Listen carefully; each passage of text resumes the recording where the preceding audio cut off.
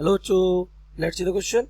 The ratio of the time periods of small oscillation of the insulated springs and mass system before and after charging the masses is option A greater than and equal to 1, option B greater than 1, option C smaller than equal to 1 and option D 1. तो देखो ये आपको एक मास और spring का system दे रखा है आपको, ये M है ये M है. So let's see the key concept of this question.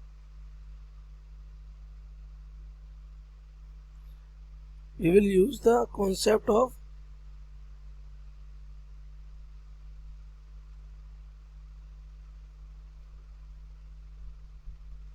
reduced mass. Okay, what is the concept? So when two bodies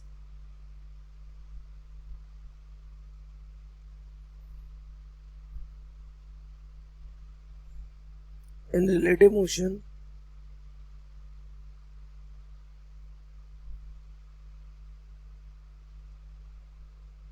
are acted upon by a central force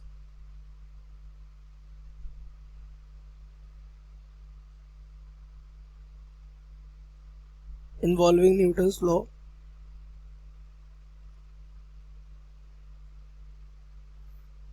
then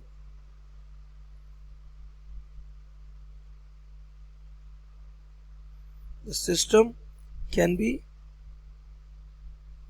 replaced by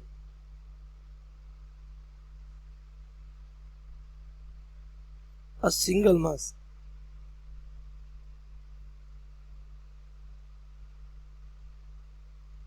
अब आप दो masses को अगर single मास बनाएंगे तो वहां पर मास में चेंजमेंट तो आएगा क्योंकि वो दोनों का इफेक्टिव मास हो जाएगा. तो जैसे ये रहा हमारा सिस्टम मास m, क्या तो ये एक दूसरे से किससे ऐसे है, ये दूसरा मास है ये m. अब एक काम करते हैं, मान लिया इसकी स्प्रिंग की लेंथ मान लेते हैं कितनी है l,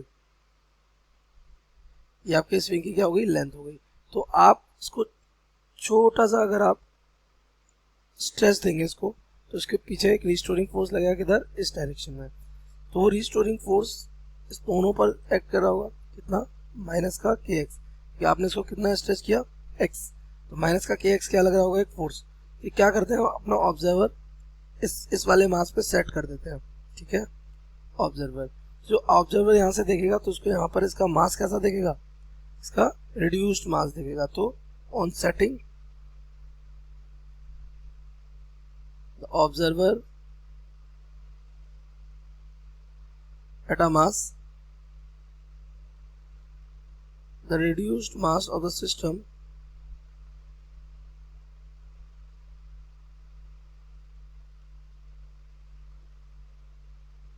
तो ये हमारा हो जाएगा क्या, आपको पता है it is given by mu is equals to m1 m2 divided by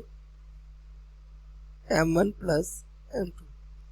हमारे इस वाले केस का क्या हो जाएगा, mu is equals to m1 m2 m square यानी अपॉन 2m, एक कैंसिल, यहाँ से this implies that mu is equals to m by 2.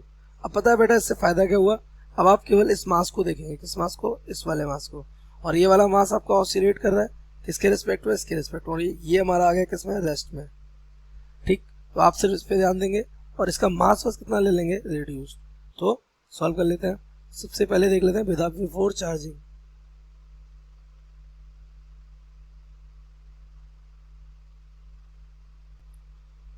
तो चार्जिंग से पहले बेटा इस पर एक ही फोर्स लग रहा था, वो भी कौन सा,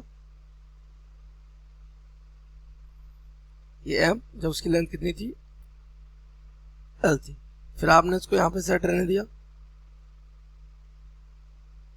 और इस वाले मास का हमने मास कितना कर दिया म्यू, और ये कितना स्ट्रेच है इसके रिस्पेक्ट में, ये इधर जा रहा है x. तो आपको पता है इस वाली डायरेक्शन में गया माइनस का के एक्स करके एक रिस्टोरिंग फोर्स. तो रिस्टोरिंग फोर्स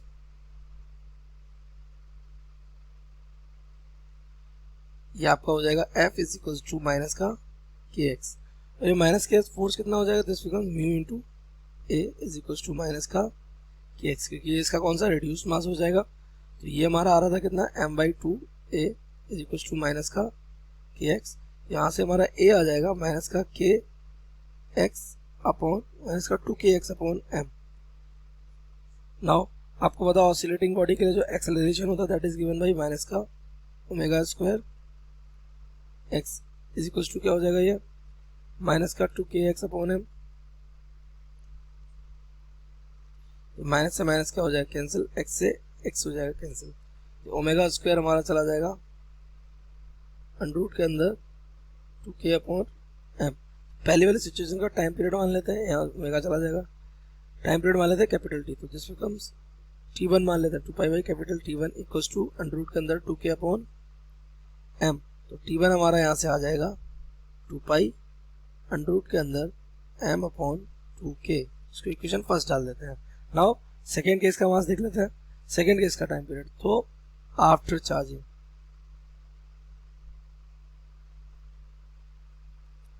तो आपने अब क्या कर दिया, इसको ऑलरेडी चार्ज दे दिया, तो ये हमारा इनिशियल स्टेट में था, आपने इसकी लेंथ कितनी बनाई थी L, कोई प्रॉब्लम नहीं। अब आप इसको क्या दे दियो चार्ज, तो आपको पता है डेफिनेटली रिपल्सन की वजह से इसकी स्प्रिंग में क्या आएगा एलोंगेशन आएगा, लेकिन स्टिल ये किसमें होगी इक्विलिब्रियम में होगी। अब मान लिया इसकी लेंथ थी वो बढ़ के हो गई कितनी L डैश हो गई, ये किसकी वजह से बढ़ गई आपके force due two charges on the ये मासेस। तो नई वाली लेंथ मान लिया कितना हो गई L डैश, लेकिन ये अभी भी किसमें है इक्विलिब्रियम में ही है। तो after charging when the masses are in equilibrium,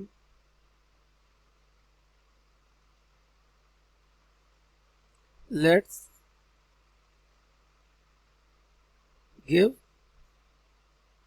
a small displacement।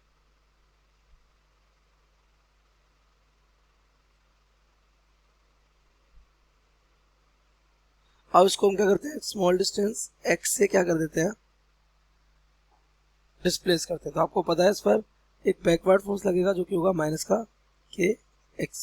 तो इस बार हमारा फोर्स क्या हो जाएगा, हम फिर से हमारा ऑब्जर्वर यहीं बैठा है ओके, तो ये इसका मास कैसा हो जाएगा रिड्यूस्ड मास हो जाएगा। F will be equals to minus का kx, दिस टाइम भी माइनस का kx ही होने वाला है। अगर आप इसके फोर्सेस को ओवरऑल फोर्सेस को लेकर भी अगर आप नेट फोर्स कैलकुलेट करेंगे तो भी कितना आएगा माइनस का kx ही आएगा। तो आप इसके इलेक्ट्रोस्टैटिक फोर्स को क्या कर दीजिए बैलेंस कर दीजिए, कोई प्रॉब्लम नहीं है। तो ये F हमारा हो जाएगा यहाँ पे मास इनटू एक्सेलरेशन, ये कौन सा mass reduced mass, again this becomes minus का kx। तो रिड्यूस्ड मास हमारा इस बार भी कितना आ जाएगा m/2 और ये a is equal to minus का kx, और यहाँ से हमारा एक्सेलरेशन बिकम्स माइनस का 2kx upon m। This acceleration में भी रिटन एज माइनस का omega square x is equal to minus का 2kx अपॉन m। माइनस से माइनस कैंसिल, x से x कैंसिल, डिस्प्लेसमेंट से कोई फर्क नहीं पड़ा, तो यहाँ से सीधा रिजल्ट आ जाएगा। अभी भी हमने कैलकुलेट किया था कितना, इस बार हमारा T2 आ जाएगा 2 पाई अंडर रूट के अंदर m upon 2k। Again equation second, अगर इक्वेशन फर्स्ट और सेकेंड से अगर हम देखें फ्रॉम फर्स्ट एंड सेकेंड आप क्या पाएंगे T1 upon T2 this becomes equal to the 1। तो रेशियो किसके इक्वल आ गया 1 के इक्वल आ गया, तो हमारा ऑप्शन करेक्ट हो जाएगा D। So correct option